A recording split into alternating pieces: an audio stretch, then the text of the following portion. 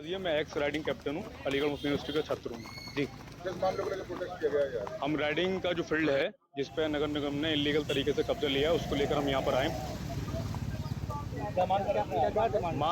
Demand हमारी ये है 24 घंटे के अंदर नगर निगम के ऊपर FIR हो, क्योंकि 92 तक ज़मीन का पोजीशन जो है और सारी चीज़ें हमारे पास थी।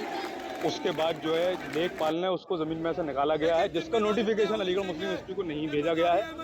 और ये विवाद जो है जो फ्लाईओवर जा रहा है उससे रिलेटेड है, तो नगर निगम ने इलीगल तरीके से इस पर आनंद फानंद कार्रवाई करते हुए इस पर कब्जा करा है।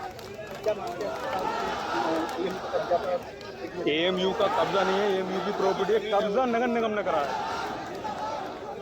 अलीगढ़ मुस्लिम विद्यालय के प्रॉपर्टी इंचार्ज संपत्ति जी, उनकी क्या जिम्मेदारी थी बताइए? उनकी जिम्मेदारी ये है, उनके पास अगर नगर निगम की तरफ से नोटिफिकेशन एक दिन पहले पहुंचा है और दूसरे दिन कार्रवाई कर दी गई है, जो उनका जो वर्बली MIC।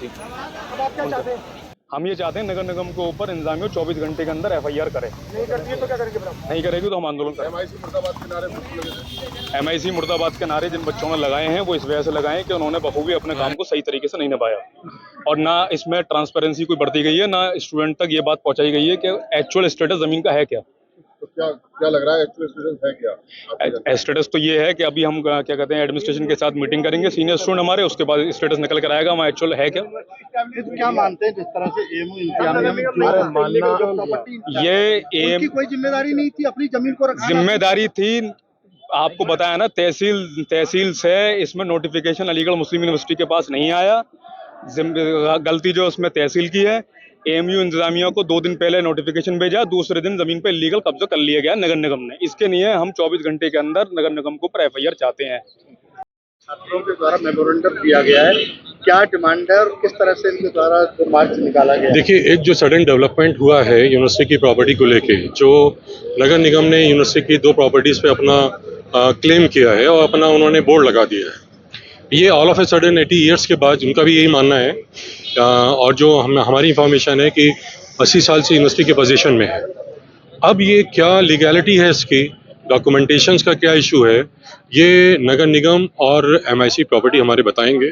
उन्होंने ऑलरेडी इन्फॉर्मेशन दे रखी है, उन्होंने अपना वीडियो जारी किया हुआ है, और बच्चों का ये कंसर्न है कि ये चीज़ें क्यों हो रही हैं।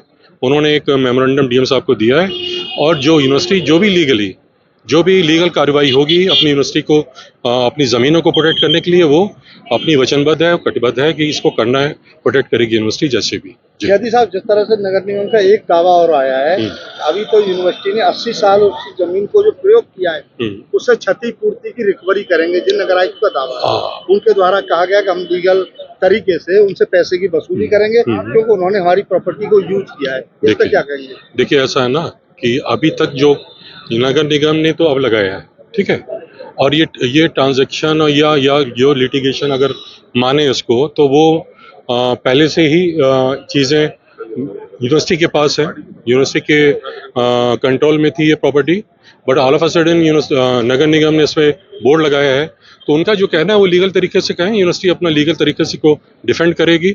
अब इसकी क्या लीगैलिटी है उसको अभी यहाँ देन एंड देयर हम लोग कुछ नहीं कर सकते। नगर निगम के अधिकारियों को एक दावा हो रहा है कि जो जमीन ऊसर बंजर है, आज भी है, राजस्व रिकॉर्ड में, रेवेन्यू में, उससे बड़ा कोई रिकॉर्ड नहीं होता जी।